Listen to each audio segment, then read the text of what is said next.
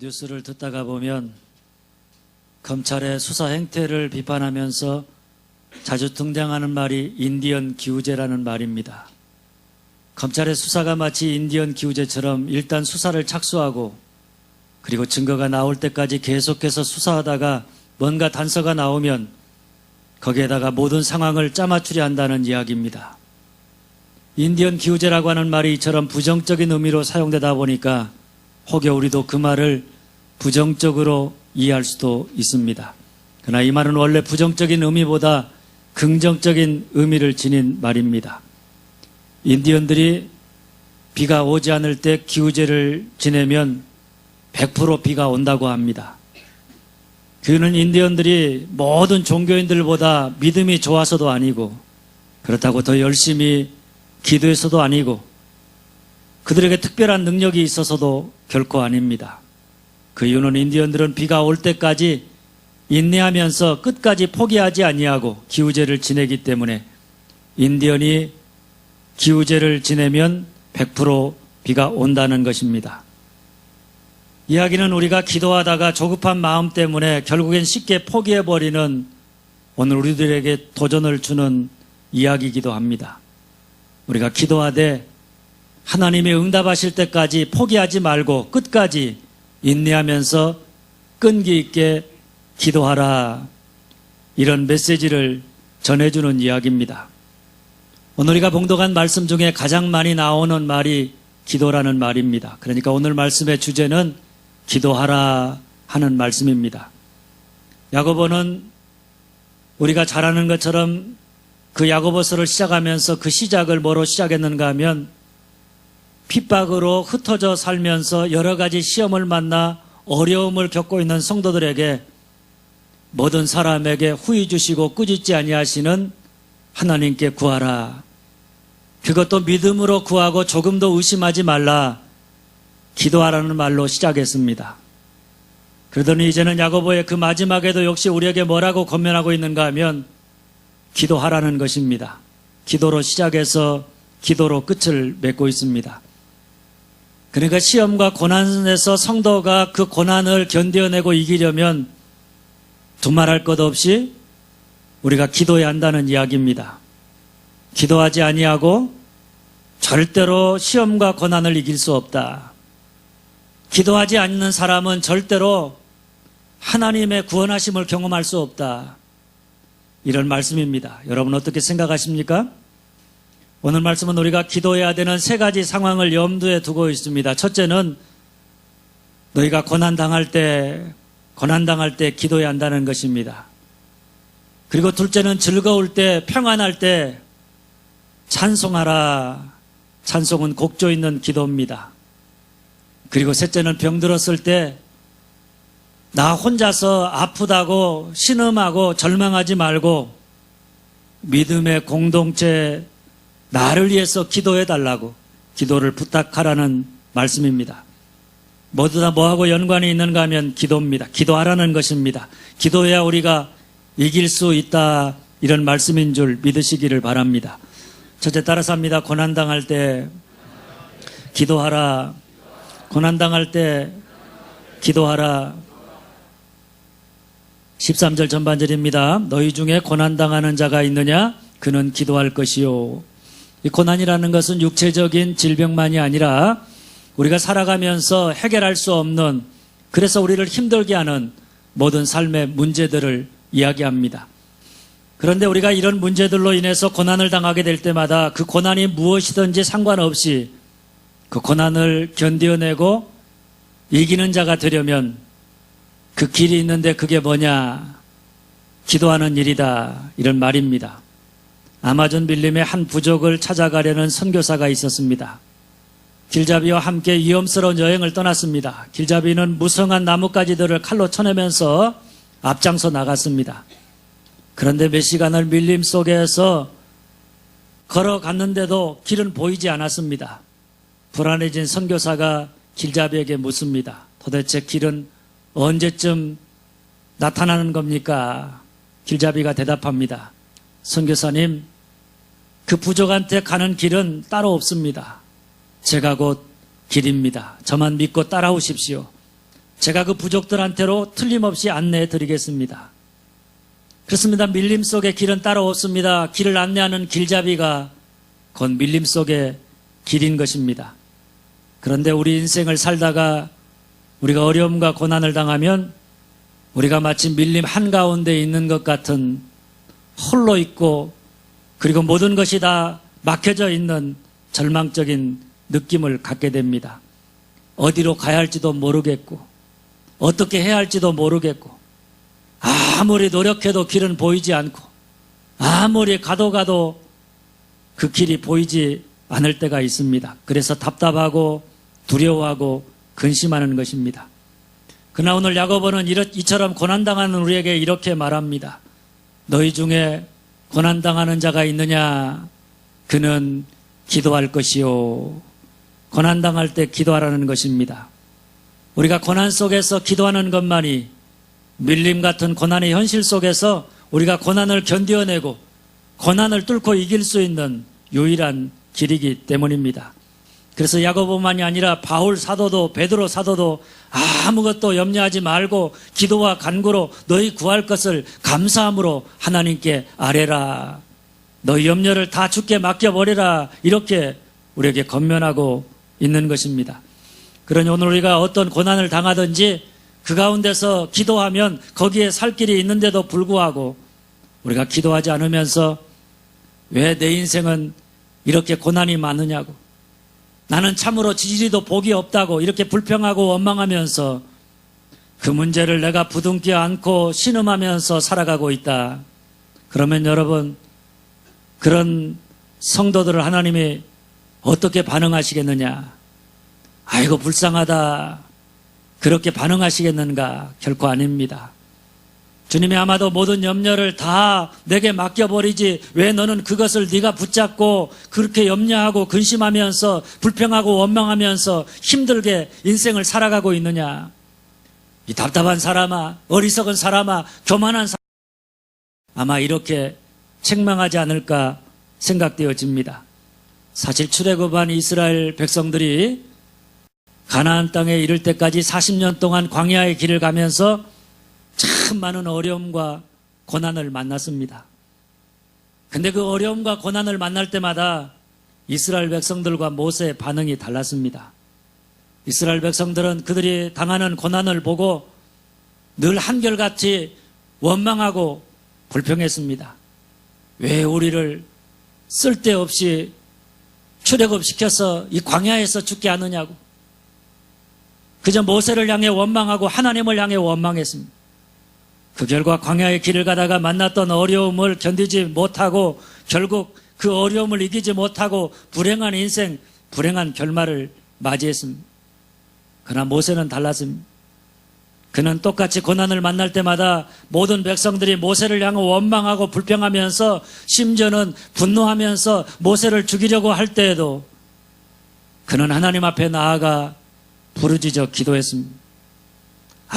아무것도 보이지 않는 그런 밀림 같은 절망적인 상황인데 그는 홍해가 가로막혀져 있는 홍해 앞에서도 하나님께 기도했고 마라의 쓴물 앞에서도 먹을 것과 마실 물이 없는 광야에서도 그는 기도만이 유일한 생명의 길임을 알고 하나님 앞에 나아가 기도함으로 고난 속에서 하나님이 열어가시는 그 길을 따라 한 걸음 한 걸음 걸어감으로 성공적으로 맡겨진 사명을 감당하고 승리할 수 있었던 것입니다. 할렐루야.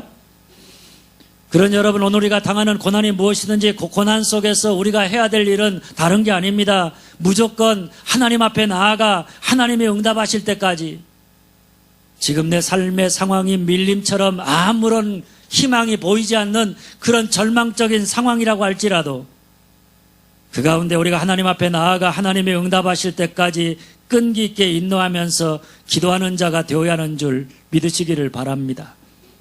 우리가 잘 아는 왜라고 하는 복음성가 가사입니다. 왜 슬퍼하느냐? 왜 걱정하느냐? 무엇을 두려워하느냐? 아무 염려 말아라. 큰 어려움에도 큰 아픔이 있어도 이젠 아무 걱정하지 마. 내가 널 붙들어 주리. 내가 너와 항상 함께하리라. 내가 너를 지키리라.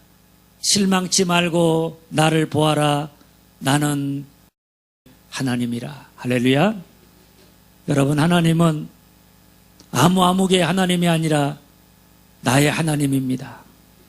하나님은 엘리야에게 갈멜산에서 불러 응답하신 엘리야의 하나님이시기도 하지만은 바로 오늘 예수를 믿고 하나님을 향해서 아바 아버지라고 부르짖는 바로 나의 하나님이시기도 하다는 사실입니다. 한번 따라서 해보겠습니다. 엘리야의 하나님은 나의 하나님이시다.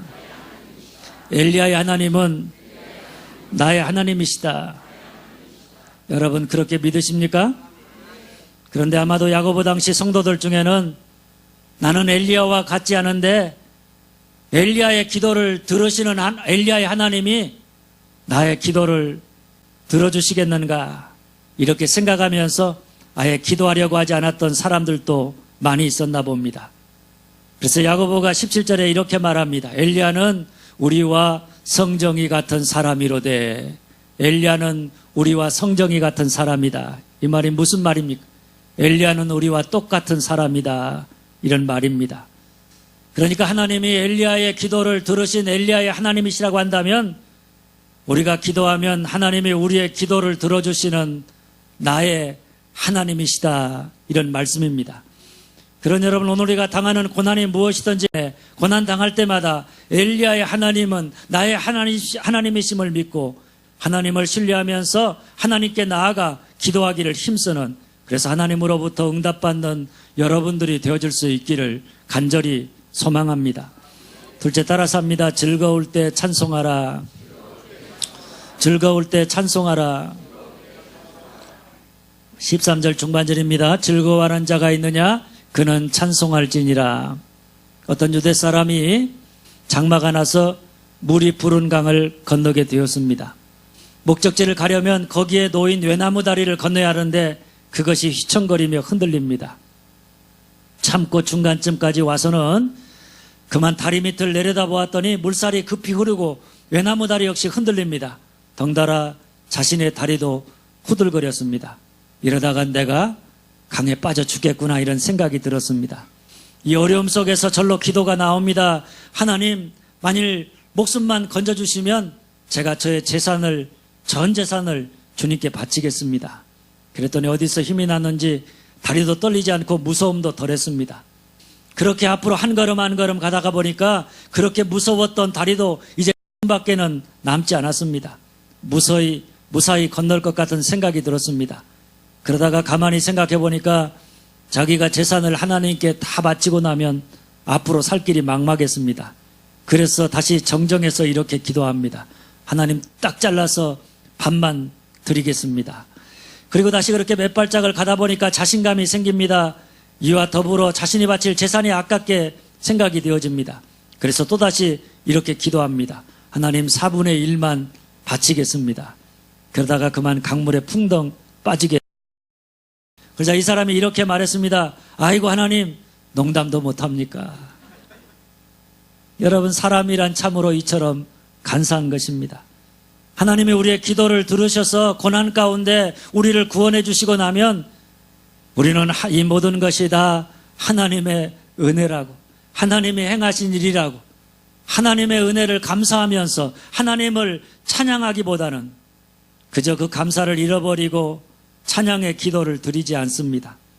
그래서 즐거울 때, 평안할 때 우리가 어떻게 반응하는가 하면 하나님이 나를 구원해 주셨다고, 하나님의 은혜 때문이라고, 하나님의 은혜가 없이는 오늘 내가 아무것도 이룰 수 없다고, 나는 하나님의 은혜가 필요한 사람이라고 더욱 하나님을 가까이 하면서 하나님의 은혜를 사모하면서 그렇게 하나님 앞에 나아가 간절한 마음으로 기도하는 게 아니라 내가 이렇게 했더니 문제가 해결되어 자기를 자랑하고 자기를 의지하고 하나님에게서 멀어져 가는 것을 보게 됩니다. 그러다 보니까 고난당할 때는 누가 뭐라고 하지 않아도 하나님 앞에 나아가서 하나님을 가까이 하면서 하나님의 도움이 없이는 나는 아무것도 할 수 없습니다. 하나님, 나를 도와달라고 그렇게 간절한 마음으로 기도하던 사람이 문제가 해결되고 평안해지고 즐거워지면 언제 그랬느냐는 듯이 하나님을 잃어버림. 그리고 하나님 앞에 나아가 기도하기를 게을리함. 마치 하나님의 도움과 하나님의 은혜가 없어도 내가 얼마든지 잘 살아갈 수 있는 것처럼 그렇게 자기 자신을 의지하고 자기를 자랑하면서 살아가는 어리석은 모습을 보게 됩니다. 인간의 모습을 가장 잘 드러내주는 성경이 사사기입니다. 죄를 지어서 하나님이 그 죄로 말미암아서 징계하시면 백성들이 고통 속에서 하나님께 제발 살려달라고 기도합니다. 그러면 하나님이 그 기도를 들으시고 사사를 보내셔서 그들을 건져내 주십니다. 그러면 백성들은 하나님의 은혜를 감사하면서 더욱 하나님을 가까이 하면서 하나님의 은혜를 찬송하면서 하나님이 기뻐하는 자로 사는 게 아니라 우리 언제 그랬느냐는 뜻이 하나님을 잊어버림. 그리고 다시 자기 멋대로 살고 우상을 숭배하며 살고 그래서 또다시 징계를 받으면 고통 중에 또다시 기도하고 또 건져주면 또 지멋대로 살고 이렇게 반복하는 것이 대부분의 인간의 모습입니다. 그러나 여러분, 우리가 답답한 일이 있고 힘든 문제가 있을 때 열심히 기도하는 것보다 아무 일도 없이 내 삶이 무사하고 평안할 때 우리가 하나님의 은혜가 필요한 자임을 깨닫고 하나님 앞에 더 힘써 나아가 열심히 기도하는 것, 그것이 훨씬 더 어렵고 더 귀한 믿음인 줄 믿으시기를 바랍니다.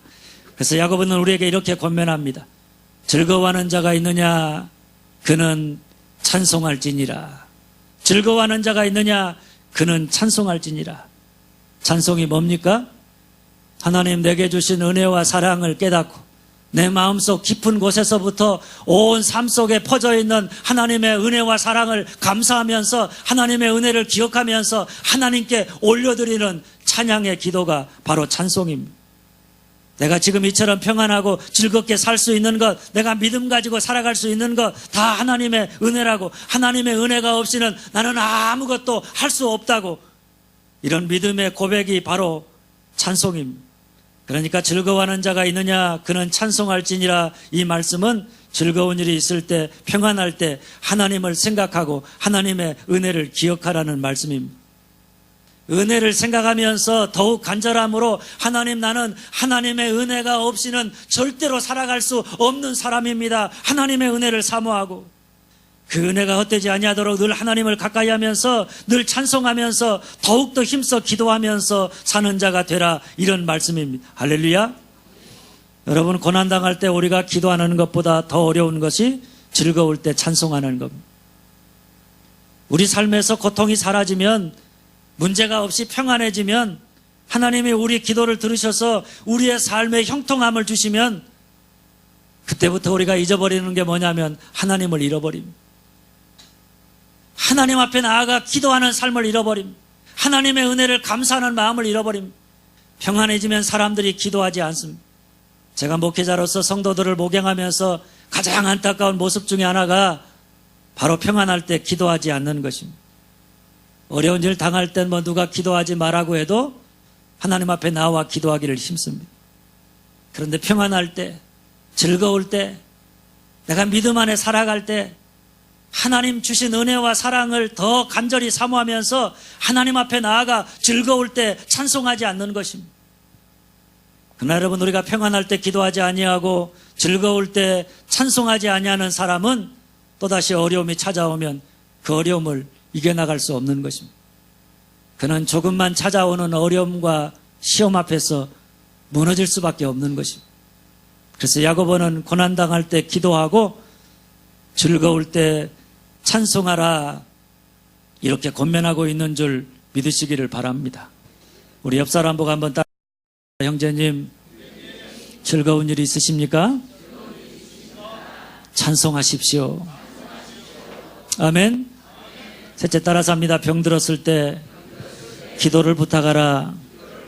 병들었을 때 기도를 부탁하라. 14절입니다. 너희 중에 병든 자가 있느냐? 그는 교회 장로들을 청할 것이요 그들은 주님의 이름으로 기름을 바르며 그를 위하여 기도할지니라. 이 교회 장로들이란 특별한 어떤 사람, 특별한 믿음을 가진 사람을 찾아가서 그들에게 날 위해 기도해 주십시오, 이렇게 부탁하라는 말이 아닙니다. 교회 장로는 사람들입니다. 그러니까 이 말은 우리가 병들면 우리가 아프면 그것을 혼자서 감당하려고 그 아픔을 혼자서 끙끙거리며 살지 말고 교회 공동체, 믿음의 공동체에다가 나를 위해서 기도해 주십시오. 기도를 부탁하라는 말씀입니다. 여러분, 우리가 누굽니까? 그리스도의 몸에 지체된 사람들입니다. 그러니까 한 사람이 병이 들면 당연히 몸된 교회가 그 사람의 아픔을 함께하면서 서로 사랑으로 그를 위로하고 격려하면서 그를 다시 일으켜 세워야 될 그런 공동체의 책임이 있는 것입니다. 어떤 분들은 병이 들면 아프면 그저 미안하다고 생각해서 교회에 알리지 않고 다른 사람에게 알리지 않고 혼자서 병을 치료하려고 합니다. 혼자서 아픈 마음을 끙끙 안고 살아갑니다. 어떤 면에 생각해 보면 다른 사람을 배려하는 이쁜 마음처럼 보일지 모릅니다. 그러나 그것은 성경적인 마음이 아닙니다. 겸손한 마음이 아니라 교만한 마음입니다. 여러분, 우리가 누굽니까? 우리는 그리스도 안에서 한 형제 자매된 한 식구입니다. 주님의 몸된 임실교회의 한 지체들입니다. 그러니 우리 가운데 한 사람이 아프면 교회가 그 아픈 사람에게 관심을 가지고 사랑을 나누면서 그가 그 아픔 가운데 치료만 받고 아픔 속에서 믿음을 지켜나갈 수 있도록 그의 아픔을 함께 나누어야 하는 것입니다. 내가 힘들고 아팠을 때 누군가 나에게 관심을 갖고 나를 찾아와 나를 위해 기도해주고 나와 함께 주어서 오늘의 내가 있는 것처럼 우리도 이제 책임감을 힘든 사람, 아픈 사람, 지체들 가운데 연약한 사람들에게 관심을 갖고 그들에게 그 누군가가 되어서 함께 아파하고 그들을 위해 눈물을 흘려 기도하고 그들을 위로해주고 함께 해주는 사랑의 사람이 되어야 합니다. 그럴 때 우리가 진짜 식구가 되고 진짜 아름다운 신앙의 공동체가 되는 것입니다. 그래서 야고보는 너희 중에 병든 자가 있느냐? 그는 교회 장로들을 청할 것이요. 이렇게 권면하고 있는 것입니다. 우리가 아픔을 이기려면 나의 아픔을 다른 사람과 더불어 함께 나누고 다른 사람의 도움을 우리가 기쁨으로 감사함으로 받아들일 수 있어야 합니다. 아픔을 함께 나누려 하지 아니하고 다른 사람의 도움을 받으려고 하지 않는다. 그리고 혼자서 신앙생활을 잘할 수 있는 것처럼 생각한다. 그런 사람은 아무리 교회를 오래 다니고 예배를 드려도 절대로 그 아픔이 치유되지 않습니다. 아픔에서 벗어날 수 없고 건강하고 아름다운 사람으로 성장하고 성숙해 가기보다는 여전히 그 마음의 질병 속에서 신음하다가 독한 기운, 아픈 기운들을 뿜어내면서 다른 사람들에게 축복이 되지 못하고 늘 근심과 걱정이 될 수밖에 없는 것입니다. 혹여 누가 알까봐 자신의 아픔을 숨기며 살아간다. 그래서 다른 사람에게 내가 이렇게 아프다고 나를 위해 기도해달라고 기도를 부탁하지 않는다. 참 얼마나 안타까운 인생인지 모릅니다. 여러분, 이런 사람은 가까이 다가가려고 하면 멀리 도망가고 더 이상 내게 다가오지 못하도록 장벽을 치고 외롭고 힘들게 신음하면서 살아가는 사람입니다. 그러나 오늘 야고보는 이런 사람들에게 이렇게 말합니다. 너희 중에 병든 자가 있느냐? 그는 교회 장로들을 청할 것이요. 내가 병들었다면 내가 아프면 혼자서 끙끙거리지 말고 교회라고 하는 신앙 공동체에 도움을 청하라. 다른 사람들에게 도움을 청하라. 다른 사람들이 내게 다가와 나를 도울 수 있도록 내 삶을 열으라는 이야기입니다. 그들에게 나를 위해 기도해달라고 중보 기도를 부탁하라는 말입니다. 오늘 주보에 실은 김영복 목사님의 가만히 위로하는 마음으로라는 책을 보면 그 우리가 아픈 상처를 치유하려면 이 세상에 사는 사람은 다 아픈데 그 아픔을 치유해서 건강한 사람으로 살아가려면 두 가지가 필요하다고 말합니다. 하나는 자신의 상처에 정직해지는 것이고 또 하나는 우리의 상처를 하나님 앞과 다른 사람들 앞에 내어놓는 것이라 이렇게 말합니다. 셰익스피어가 한 말입니다. 어려움을 당하여 우는 사람은 하수다. 어려움을 당하여 참는 사람은 중간이다. 어려움을 당하여 웃는 사람은 고수다. 여러분 어떻게 생각합니까? 김영복 목사님은 이런 셰익스피어의 말이 진짜인지 의심이 든다고 하면서 자신의 경험에 비추어 이 말을 이렇게 수정합니다. 어려움을 당하여 참는 사람이 제일 하수입니다. 어려움을 당하여 웃는 사람은 고수가 아니라 정신 나간 사람입니다. 어려움을 당하여 우는 사람이 진정한 고수입니다. 무너져 운 다음에야 진실로 웃을 수 있기 때문입니다. 여러분, 어려움을 당해서 내가 아픈데 그 어려움을 당하여 참는 사람이나 웃는 사람이 아니라 우는 사람이 진정한 고수요, 진정한 믿음의 사람입니다. 아플 때 아프다고 말하고, 외로울 때 외롭다고 말하고, 울어야 할 때 울어야만 우리의 상처가 치유될 수 있는 것입니다. 그런데 우리는 너무나 오랜 세월 동안 아프면 참는 게 미덕이라고 여겨지는 삶을 살아왔습니다. 아파도 티를 내지 아니하고 웃는 척 해야 한다고 배워왔습니다. 그래서 너무나 많은 사람들이 아픈 상처가 있어도, 병이 들어도 그저 교회 공동체나 다른 사람들에게 알리지 아니하고, 나를 위해 기도해 달라고 기도를 부탁하지 아니하고, 혼자서 그 아픔과 상처를 감당하려다가 그 무게에 짓눌려서 신음하고 무너지는 것을 보게 되어집니다. 그래서 김영복 목사님은 다른 사람의 입이 무서워서 자신의 상처가 알려질까 두려워 쉬쉬하며 사는 사람들에게 이렇게 말합니다. 체면을 지키려 하면 내면이 망가집니다. 체면을 지키려 하면 내면이 망가진다. 우리가 체면 때문에 우리 자신의 내면을 정직하게 드러내지 못하고 살면 결국에 우리의 내면이 망가진다는 것입니다. 그런 여러분, 우리가 아프면 김영복 목사님의 말처럼 하나님 앞에 나아가 내가 아프다고, 내가 힘들다고, 내가 너무나 괴롭다고 하나님을 향해서 나의 마음의 모든 아픔을 다 쏟아내 기도하고, 다른 사람 신뢰할 만한 다른 사람 믿음의 사람에게 찾아가서 내가 이렇게 아프니까 나를 위해서 좀 기도해 달라고, 우리가 정직하게 기도를 부탁할 줄 아는 용기 있는 자가 되어야 하는 것입니다. 오늘 야고보의 말로 하면 병들었을 때 공동체의 도움과 기도를 부탁해야 합니다. 그래야 우리의 아픔이 공동체 안에서 치유되는 그런 놀라운 은혜를 경험하게 되는 줄 믿으시기를 바랍니다. 사랑하는 여러분, 고난당하는 자가 있으십니까? 기도하십시오. 기도만이 우리의 고난을 견뎌내고 이기는 유일한 길이기 때문입니다. 즐거워하는 자가 있습니까? 평안한 자가 있습니까? 찬송하십시오. 그 모든 것은 하나님의 은혜로 말미암은 것입니다. 하나님의 은혜가 떠나면 우리의 삶의 평안도 떠나가는 것입니다.